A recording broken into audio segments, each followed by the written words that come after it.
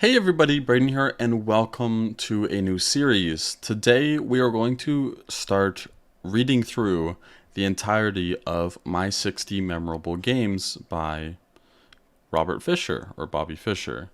Today we're going to be starting with game number 1, and this is Fischer versus James Sherwin. Fischer's playing with the white pieces. Again, this was played in 1957, so of course, quite a while ago.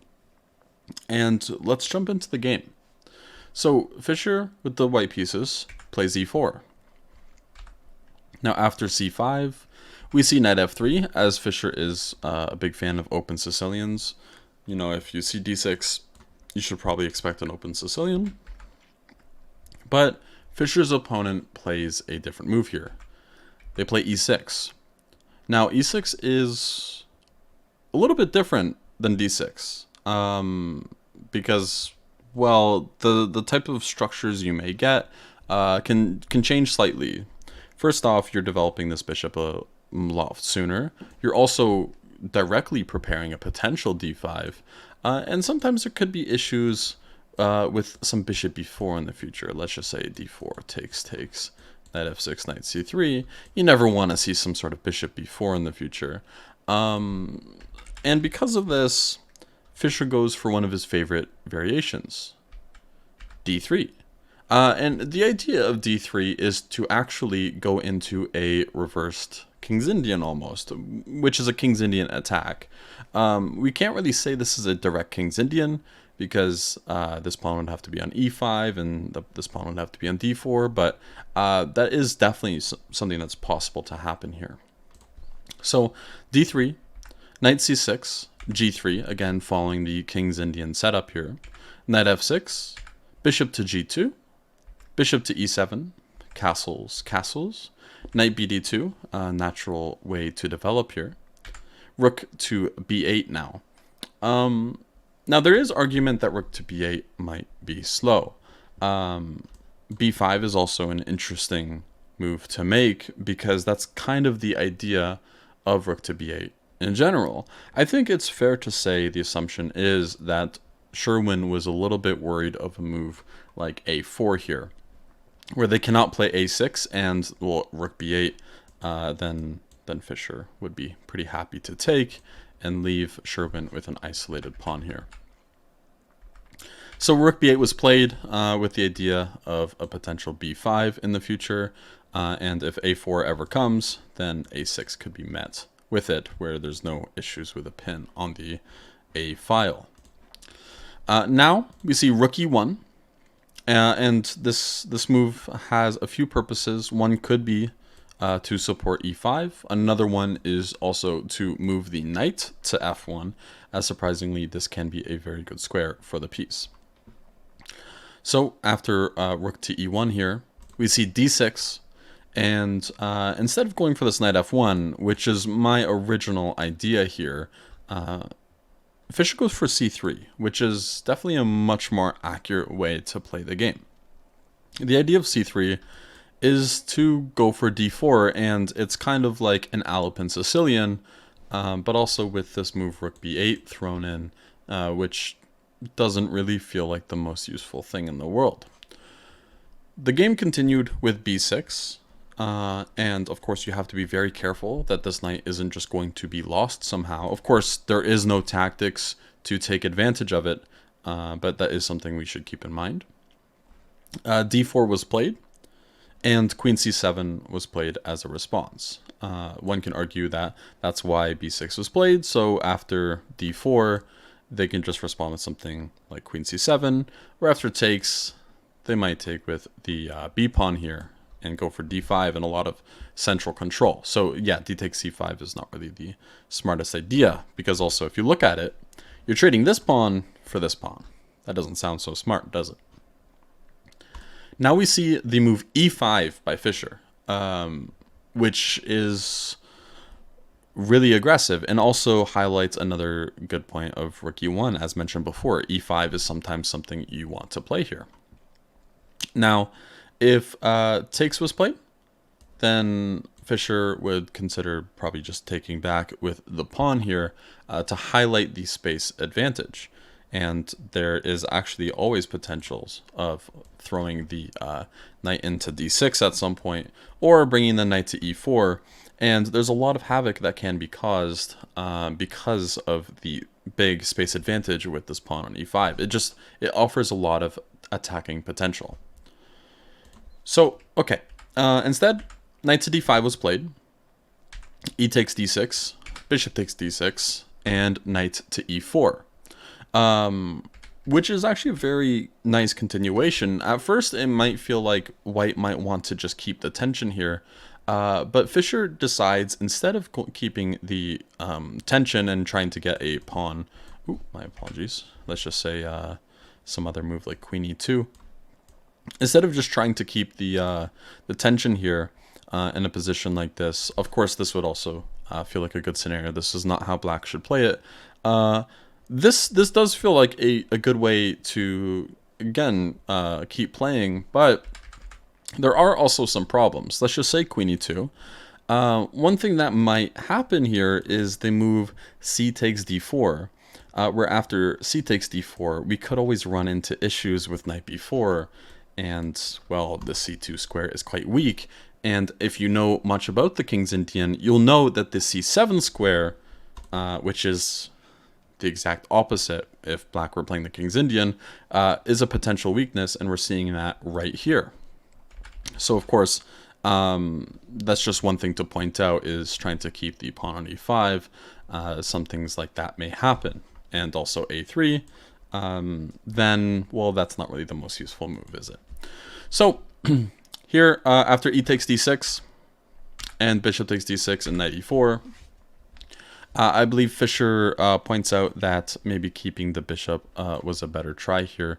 And I agree, because losing a bishop pair in a position like this, it feels like what I would call a fluid pawn structure. I would call this a fluid pawn structure because you never know if things are going to open or close. It looks like things are actually very likely to open if one side wants that to happen. So having the bishop pair is a big deal. Also, it feels like there's potential tactics on this diagonal here. So after knight e4, getting this bishop is a big deal for white. And black actually allows it with c4. So, of course, Fischer obliges. And here, Fischer plays a very interesting move.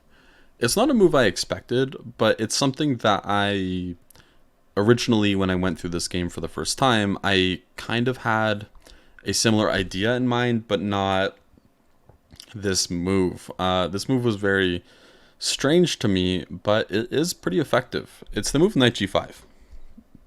So my first idea was h4. And I checked this with the computer after, and I'm pretty sure that h4 is equally good or maybe even slightly better than knight g5. And the idea of h4 is it's more of a flexible move. So we could play knight g5 in the future, but we also just gain some space. So for example, after knight g5, if some sort of h6 here, then, well, if we move back to e4 or to f3, did we really gain a lot for it, for the move? But no, so that didn't happen. Knight c e7 happened instead. And queen c2, threatening checkmate on h7 here. And of course, you don't really want to play a move like g6, because after g6, we can see that without that dark square bishop, these holes feel like Swiss cheese. It's just extremely weak on the dark squares for black. Instead, here, knight g6 was played. But there's another problem with this move. The problem is there's still some potential issue on this diagonal. And Fischer tries to exploit that in a very nice way. White to move.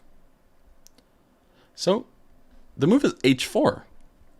The idea of h4 is, well, if h5 comes, then you're getting mated, or you're losing a piece. This is very bad. And something like h6, you can also easily see something like h5 happening, where it takes, well, the king side's getting ripped to shreds, and white's more active, so I think it's fair to say white has a clear advantage here. Instead, black played knight to f6, thinking they prevented h5. And the truth is, they did. But they maybe missed the next move. Who knows? Maybe they didn't. Now, again, white to move, if you'd like to pause the video, and try to guess what Sherwin did here. So, Sherwin played the move, or Fischer played the move knight takes h7, and as we can see by my arrow here, there are problems on this diagonal. So there's two ways to take. If you don't take at all, then it's just a clean pawn for white, so we can't really entertain that option. Let's look at the two replies. King takes h7 is not what was played in the game, but after bishop to f4, I think it's fair to say we can end the variation there. We're winning not only the exchange, but we also won a pawn, and this is completely winning. Note that knight f4 is not possible because of the pin against the king. So, knight takes h7 was played, but now h5. h5 to remove the knight to play bishop to f4. After knight to h4, which is a very shocking move, by the way. So one thing that might be tempting for people is to play, well, bishop f4 here. And sorry, after queen d8 to take on b8, and we'll get into that in a moment. But one thing to point out, again, yeah, so if knight e7, then bishop to f4 comes, and we should, yeah, we can just totally take on b8 here, and I think we're extremely happy about that. But, okay, so we need to calculate the moment after knight h4 and bishop f4 here. What's going on? Queen d8 was played, but in this position, after queen to d8, what do we do? So white to move, try to think of what you should do. Now there's two pieces hanging for black. Do you take the knight, or do you take the rook on b8? Now, hopefully you had time to pause the video. I think this does take just a little bit of time to think about. Maybe for some of you it won't, if you're really keen on your color complexes. But taking the rook, I think, is actually a mistake. And the reason why is because after knight takes on g2 here, our rook is hanging. So if we recapture, which feels like the natural move, now bishop b7 check comes, king g1, and then queen takes b8, or even some sort of queen to d5 here. But let's just be simple and play queen takes b8. Black now has two pieces for the rook, and this does not feel right at all. It feels like, well, first off, look at that bishop. Talk about Swiss cheese before. White is in some trouble now. So, of course, this did not happen. Fischer is a very strong player and knows how to play these types of positions well. He took on h4, realizing that, well, now he's threatening to take the rook. So that's a big problem. They have to deal with that. And we see the amazing move, rook b7. I think this is extremely resourceful and is a really good try. So do you take on b7 or not? So the truth is, I don't think you should take on b7 at all. That's just a huge mistake. After bishop takes b7, bishop takes b7, we have the same issue. Swiss cheese, I'm going to keep saying it. If we look at these light squares, white could just get taken for a ride. It's down in exchange, but there's more than enough compensation. Let's just say bishop g3 to defend the h-pawn, but then queen d5 comes, and it's this, yeah, we don't really have to look further, do we? We can just see that, okay, if there's just this many threats already able to be created, then there's just no hope. I think white is much worse, if not already losing at this point. So Fischer doesn't go for that because, well, that's a not super deep thing to look at. After bishop takes and bishop takes, we can see how weak those light squares are. Even if there wasn't a direct win or anything for black, you can just see that the compensation is fully there. And that's why Fischer plays the move h6. First off, the h5 pawn was a potential weakness. You know, the h pawns aren't really the healthiest, so playing h6 is one of those nice moves to try to create a weakness. And for example, if a move like g6 here, then you can just argue, well, congrats, I just weakened your dark squares, thank you. And same thing with after h6 if takes on h6 here, weakening the dark squares. So that's kind of a great way to get rid of the pawn because it felt like it was just going to drop anyways. Instead of being stubborn and trying to keep something, trying to give it up under the best possible circumstances can be the best way to play. Going back into the game. So here, after h6, queen takes h4 was played. And now Fischer took on g7, so this is a nice intermezzo. You could play bishop g3, but then you lose the h-pawn, and that's a little less clear. But after taking on g7, that has to be replied to, because you're not in time to take on f4, because we can now take on f8 and queen. And then obviously they take back. But here, if we count the remaining material, we will see that we're up in exchange, and the attack kind of just continues with rook e3, g3, the other rook to a1, a1 to e1. Things just keep getting worse for black here. So king takes g7, kind of forced. You could also consider moving your rook, which I think might be a little bit more stubborn, just because if you try moving your rook here, the whole point is that you are trying to use this pawn as a cover. So that's the point there. So king takes g7 was played instead, and we see a move that was one of the moves I was considering, but when I went through this on my first time, I preferred a different move at first until I saw how much better this move is, and that kind of shows Fischer's strength back then. He played the move rook e4. Originally, I was considering queen e4 with the idea of bishop e5 check, of course. But the thing is, after some potential moves like queen h5, it feels like we didn't get to fully punish black here.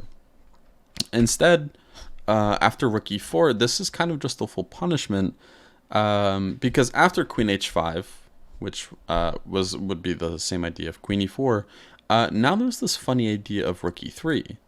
And that's not something I considered in the game. I considered bishop e5 check, which, looking back on it, is kind of a silly move because of f6. But let's explain why. So after bishop e5 check, f6, bishop g3, okay, this looks also completely winning, but this is not as accurate as the game because we don't have the third rank. Why is that so important? Let's find out. So after rook e3, which happened in the game, f5, and let's just try to work out the variation here again. So bishop e5 check, bishop g3, and then let's just say rook f7, and then rook h4. Here, there's queen to g6, and we don't have any extra options of bishop h6 check here, which if the bishop were still on f4, that'd be possible, but that's kind of why we needed the third rank instead. The bishop was actually better on f4 than it is on g3. Of course, here white is still winning, but in this variation here, with rook e3, it's just a lot more deadly, with rook h3 and rook g3 coming. So f5 was played, and now we see rook h3, queen to e8, and now bishop to e5 check.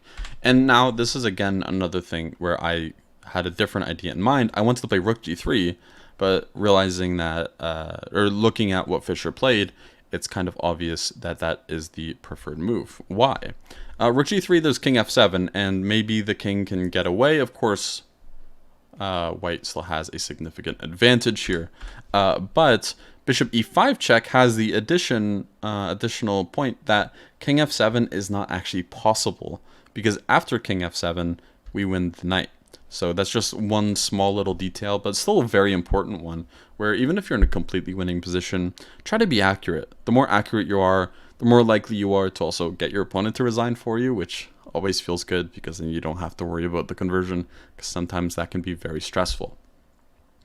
So bishop e5 check, knight to f6 was played, and now, okay, we have a amazing bishop on e5. We have a great rook on h3. What next?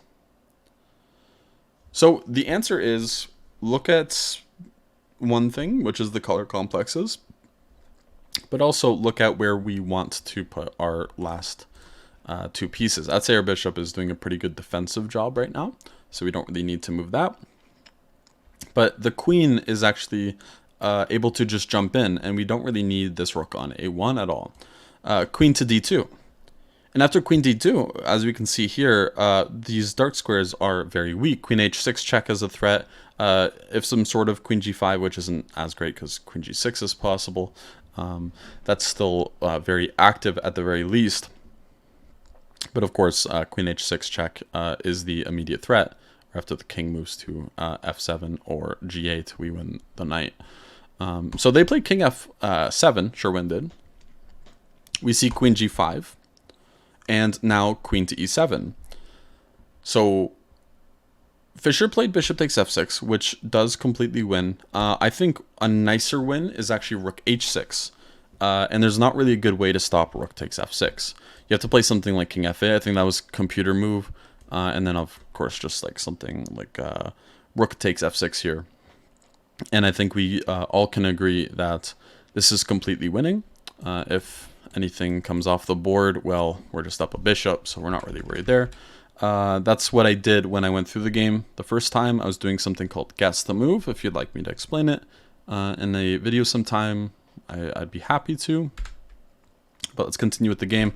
Yeah, instead bishop takes f6 was played, which also does completely win. Queen takes f6, rook h7 check now. And the point is, after king e8, there's queen takes f6.